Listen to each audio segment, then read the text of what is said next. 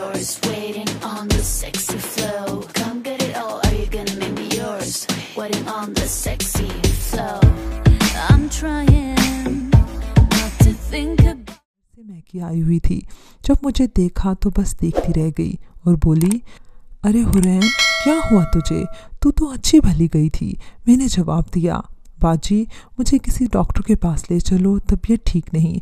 वो मुझे डॉक्टर के पास ले गई, लेकिन जब घर वापस आई तो बाजी ने मेरा हशर कर दिया।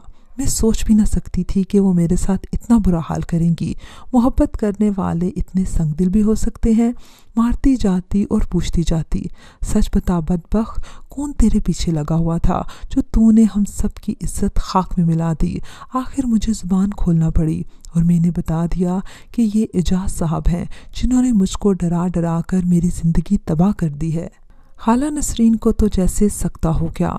बड़ी बेटी बानो बोली, अम्मी जान, मैं मरियम को फ़ोन करके पूछती हूँ कि अपने ही घर में ऐसी अंधेर नगरी, आखिर वो क्यों ऐसी अंधी हो गई थी? अब कौन बहनों की हिफाजत करेगा? क्या इसका ये मतलब है कि छोटी बहनें बहनों के घर न जाएं? खाला नसरीन ने मरियम भाजी को फ़ोन किया कि तुम और तुम्हारा शोहर फ़ौरन पाकिस्तान पहुँचो, एक बहुत ज़रूरी मामला है। मरियम भाजी घबरा गईं कि अभी तो हुरैन को गए हुए एक माह भी नहीं हुआ था, फिर क्या आफत आ पड़ी। सोचा शायद अम्मी का इरादा इसे जल्द दुल्हन बनाने का है। तजस्सुस से इजाज़ को भी उकसाया और यूं दोनों खाला के बुलाने पर पाकिस्तान आ गए। यहाँ को तो मंजर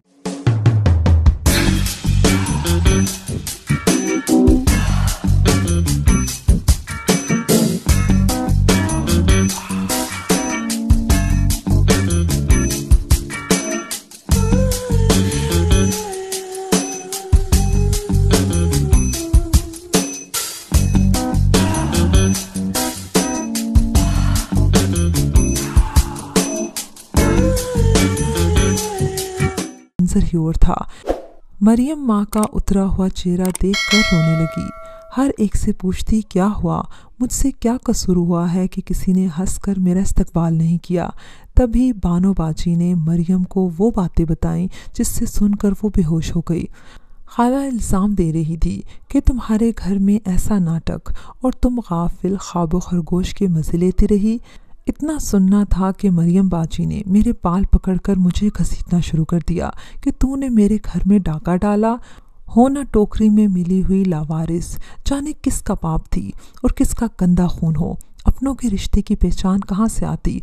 और मैं बिलक बिलक कर इनको यकीन दिला रही थी कि बाजी तुम्हारी खातिर ये जुल्म सहा है, क्योंकि इजाज़ ने धमकी दी थी कि अगर बताया तो वो मरियम को तलाक दे देंगे।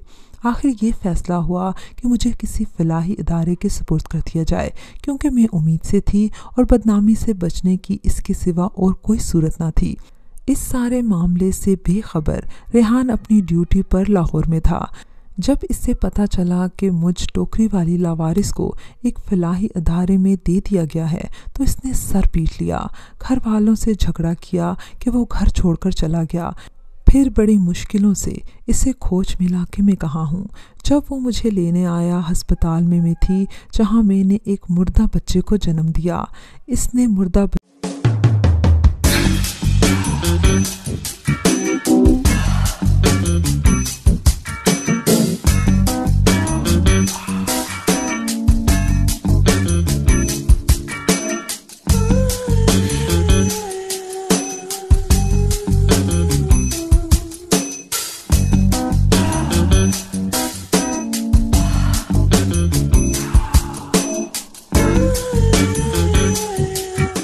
की वल्दियत की जिम्मेदारी कबूल की और मुझे साथ ले आया, क्योंकि मैं इसके साथ आना चाहती थी।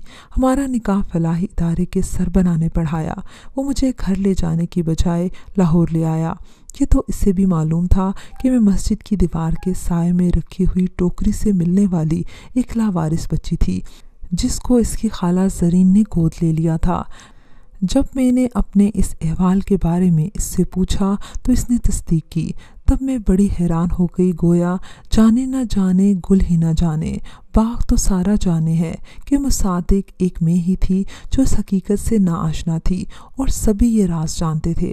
खाला नसरीन ख़ानदान की वाहिद फ़र्द थी जिनको मेरे जाने का और मेरी बर्बादी का बहुत दुख था, क्योंकि वो मुझसे बेहद प्यार करती थी, लेकिन मरियम इनकी सगी बेटी थी, इसलिए वो मुझ पर इसे फोकियत देने पर मजबूर थी। भला कौन माँ अपनी बेटी का घर उजड़ते देख सकती है, जबकि बेटी 3 बच्चों की माँ हो। दामाद अच्छा था या बुरा, इनकी बेटी का सुहाग था। इन्होंने इन लोगों की खातिर ही तो मुझे झूठा करार देकर रिश्ता तोड़ लिया था। मुझे जब ये लोग फलाही इदारे में दाखिल करवाने लेकर जा रहे थे तो खाला बहुत रो रही थी। मुझसे इनका रोना नहीं देखा जा रहा था। जानती थी कि इनका दिल गवाही दे रहा है कि मैं गुनाहगार नहीं हूँ, बल्कि गुनाहगार वही लोग हैं जो मुझे गुनाहगार करार दे रहे थे। 3 साल तक रेहान ने मेरी और अपनी शादी को घर वालों से छुपाए रखा। जब मेरे यहाँ बेटी की पैदाइश मुतवक्का हुई तब वो जाकर खाला नसरीन को ले आए। वो मेरे गले लग गई और मुझसे कहा, बेटी मुझे माफ़ कर दो, कसूर तुम्हारा था और ना ही मेरा था। जो कसूरवार है मैं जानती हूँ, लेकिन ना तो इससे मैं नाता तोड़ सकती हूँ और ना इसको सज़ा दे सकती हूँ। जब तक खाला ज़िंदा रहीं वो वक्तन फ़वक्तन मेरे पास लाहौर आती जाती रहीं, लेकिन बेटियों को नहीं बताती थी कि मैं कहाँ हूँ। इनकी वफ़ात के बाद मेरा नाता ससुराल से टूट गया। अपनी बहनों से ना रेहान मिलते थे और ना ही मुझे वहाँ लेकर जाते थे। इस वाक़े के बाद हम अपनी ज़िंदगी आप जीते रहे, यहाँ तक कि हमारे बच्चे बड़े हो गए और रेहान भी मुलाजमत से रिटायर हो गए, तो जायदाद फ़रोख्त कर कर हम अमेरिका आ गए और मुस्तकिल यहाँ ही सुकूनत पजीर हो गए। अब हमारा इन रिश्तेदारों से कोई वास्ता नहीं जो मुझे टोकरी में पाई जाने वाली लावारिस और किसी का पाप कहकर बुलाते थे। हमने इसलिए वतन छोड़ दिया। इस वाक़े को अपने बच्चों को भी हवा नहीं लगने दी और ना ही रिश्तेदारों से रेहान ने राब्ता रखा। वो जो कहते हैं वाकई रिश्तेदार सब अच्छे नहीं होते, तो ये सच है, और इनमें से अक्सर तो दुश्मनों से भी बदतर होते हैं। मेरे रिश्तेदारों ने भी मुझ पर बहुत जुल्म किया, मेरे साथ बहुत ज़्यादती की और आखिरकार मुझे घर से निकाल कर एक फलाही इदारे में छोड़ आए। उन्हें नहीं मालूम कि मेरे साथ क्या होगा, मेरी ज़िंदगी आगे कैसे बीतेगी, लेकिन खुदा भला करे रेहान का, जिसने मेरा एतबार किया और मुझे अपनी बीवी बना लिया। व्यूअर्स, मुझे उम्मीद है कि आपको हमारी आज की कहानी पसंद आई होगी। अगर कहानी पसंद आई है तो इसको लाइक कीजिए, शेयर कीजिए और कमेंट सेक्शन में अपनी राय का इजहार लाजमी कीजिएगा। अगर अभी तक आपने हमारा चैनल सब्सक्राइब नहीं किया तो इसको लाजमी सब्सक्राइब कीजिए और साथ लगे बेल आइकन को भी प्रेस कर लें, ताकि आपको हमारी हर न्यू वीडियो की नोटिफिकेशन भी टाइम पर मिलती रहे। अगली वीडियो तक इजाज़त दीजिए। अल्लाह हाफिज़।